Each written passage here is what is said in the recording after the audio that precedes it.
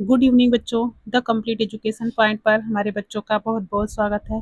बच्चों आज पढ़ेंगे सामाजिक विषय। सामाजिक विषय में इतिहास। इतिहास में क्या पढ़ेंगे बच्चों? चैप्टर नंबर 1, यूरोप में राष्ट्रवाद का उदय। आप लोगों के पेपर में बच्चों इतिहास से, भूगोल से, अर्थशास्त्र से, नागरिक शास्त्र से, चारों में से मिला के 20 बहुविकल्पीय प्रश्न बनते हैं, जो कि आप लोगों को 20 नंबर के प्रश्न बहुविकल्पी करेंगे। आज देखेंगे इतिहास में चैप्टर नंबर 1, यूरोप में राष्ट्रवाद का उदय। इस चैप्टर से पूरे प्रश्न लिए गए हैं, जो कि बहुत ही इम्पोर्टेंट है परीक्षा के लिए। देखते हैं इसमें पहला क्वेश्चन क्या है। इसमें पहला प्रश्न है, फ्रांसीसी क्रांति कब हुई थी? फ्रांसीसी क्रांति कब हुई थी बच्चों? क्या 1789 में, 1799 में, 1776 में, 1804 में? तो फ्रांसीसी क्रांति कब हुई थी बच्चों? 1789 में। क्या होगा? ऑप्शन ए सही होगा कि 1789 में। आगे देखते हैं अगला क्वेश्चन है, राष्ट्रवाद का उदय। राष्ट्रवाद के का मुख्य अर्थ क्या है? तो राष्ट्रवाद का मुख्य अर्थ क्या है बच्चों? क्या क्षेत्रवाद, देशभक्ति, धर्मवाद, भाषावाद? तो राष्ट्रवाद का मुख्य अर्थ क्या है? देशभक्ति। राष्ट्रवाद का क्या मतलब होता है बच्चों? जो अपने राष्ट्र से, अपने देश से प्रेम करे, अपने देश के प्रति श्रद्धा रखे, उसे राष्ट्रवाद कहते हैं। तो नेपोलियन बोनापार्ट किस देश का शासक था? तो नेपोलियन बोनापार्ट किस देश का शासक था मेरे बच्चा? जर्मनी का, फ्रांस का, इटली का, रूस का? तो नेपोलियन बोनापार्ट किस देश का शासक था? फ्रांस का। ऑप्शन बी सही होगा, फ्रांस का। आगे है, नेपोलियन कोड कब लागू हुआ? एक जो कोड होता है बच्चों, तो वह नेपोलियन कोड कब लागू हुआ, किस सन में हुआ, यह बताना है।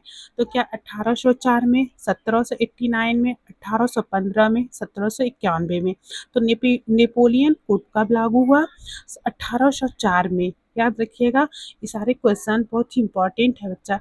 तो 1804 में क्या हुआ? नेपोलियन कोड लागू हुआ। नेक्स्ट है, मातृभूमि का विचार किससे जुड़ा है?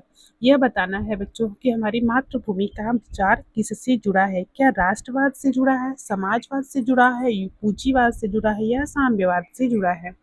तो मातृभूमि का विचार किससे जुड़ा है? राष्ट्रवाद से। क्या होगा? ऑप्शन ए सही होगा, राष्ट्रवाद। नेक्स्ट है, वियना कांग्रेस कब हुई थी? तो वियना कांग्रेस कब हुई थी बच्चों?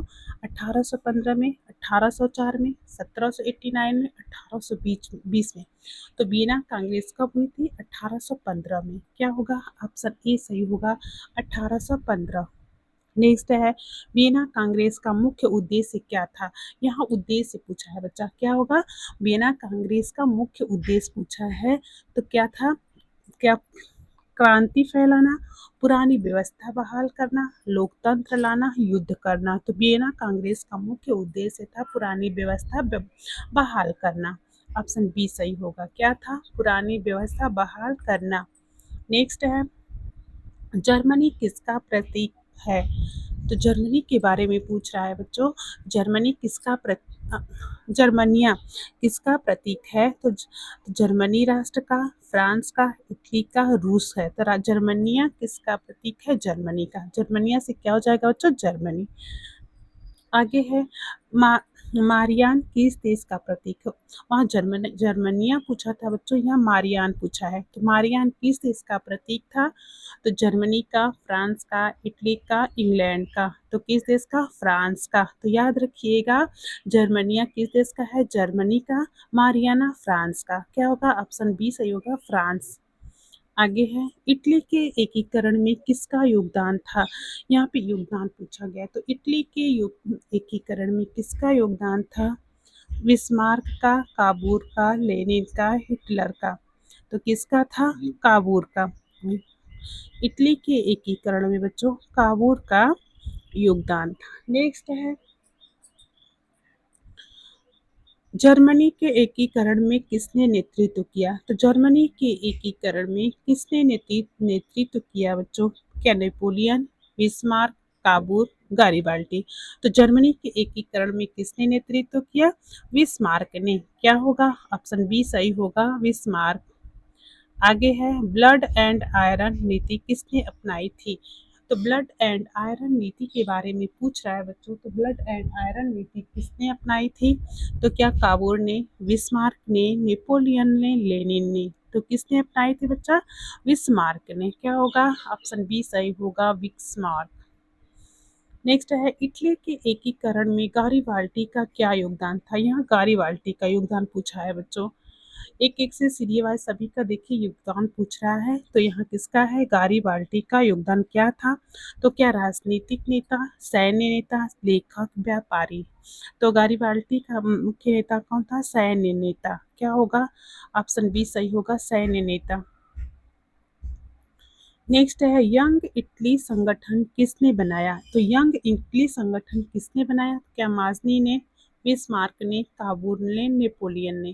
तो यंग इटली संगठन बच्चों माजनी ने बनाया। किसने? माजनी ने। ऑप्शन ए सही होगा। नेक्स्ट है, राष्ट्रवाद के प्रसार में किसका योगदान था? यहाँ जो योगदान पूछा है राष्ट्रवाद के प्रसार में।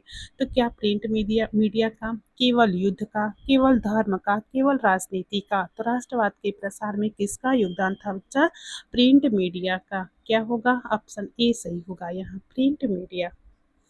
आगे है, फ्रांसीसी क्रांति का मुख्य नारा क्या था? यह नारा पूछा है बच्चों। तो नारा बताइएगा, फ्रांसीसी क्रांति का मुख्य नारा क्या था? क्या स्वतंत्रता, समानता, बंधुत्व, या शांति, प्रेम, एकता, विकास, शिक्षा, स्वास्थ्य, न्याय, धर्म, नीति? तो क्या था? स्वतंत्रता, समानता, बंधुत्व। फ्रांसीसी क्रांति का मुख्य नारा याद रखिएगा बच्चों, क्या था? स्वतंत्रता, समानता, बंधुत्व। आगे है, राष्ट्र राज्य का क्या अर्थ है? तो राष्ट्र राज्य का क्या अर्थ है? तो एक भाषा वाला देश, एक धर्म वाला देश, एक समान पहचान वाला देश, बड़ा देश। तो राष्ट्र राज्य का क्या अर्थ है बच्चा? एक समान पहचान वाला देश। आगे है, 1848 की क्रांति किससे जुड़ी है? तो 1848 की क्रांति के बारे में पूछ रहा बच्चों, किससे जुड़ी है? तो क्या राष्ट्रवाद और उत्तरवाद, केवल युद्ध? तो किससे जुड़ी है बच्चों? राष्ट्रवाद और उत्तरवाद। तो 1848 की क्रांति किससे जुड़ी है? राष्ट्रवाद और उत्तरवाद। नेक्स्ट है, जर्मनी का एकीकरण कब हुआ? तो जर्मनी का एकीकरण कब हुआ बच्चों? तो 1871 में। क्या होगा? ऑप्शन ए सही होगा, 1871। अब 20वां हमारा लास्ट क्वेश्चन है बच्चों, पूछ रहा है इटली का एकीकरण कब पूरा हुआ? तो इटली का एकीकरण कब पूरा हुआ बच्चों? 1861। 1861 में। आइए हमारे 20 क्वेश्चन पूरे होते हैं बच्चों। Thank you.